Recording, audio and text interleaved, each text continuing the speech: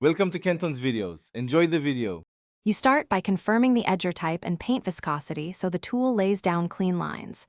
Once ready, mask trim and floors. Make sure tape is flush to prevent bleed. Pour paint to about 3/4 of the reservoir. This prevents drips while maintaining pressure.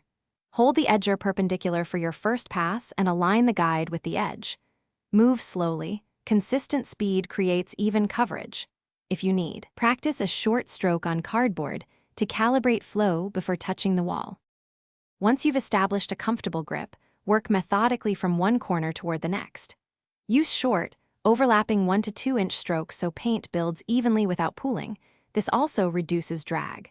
Keep your wrist neutral and avoid tilting the pad more than about 10 degrees. That angle changes the line width and causes blobs. Make frequent light reloads every 8 to 12 feet so the paint film stays uniform. If you encounter rough trim, sand lightly and feather the edge before continuing for a smooth finish. To finish, feather the final, pass away from keyed edges, and immediately wipe any excess paint from trim with a damp rag. This prevents dried ridges. Once done, clean the edger following the manufacturer's steps. Disassemble, rinse, and let components dry completely to avoid gumming. If you see bleeding or a ragged line, press the tape back down, scrape excess paint from the trim, and touch up carefully with a small angled brush. Remember, quick correction while paint is wet saves heavy sanding later. Thanks for watching. Consider subscribing if we helped you.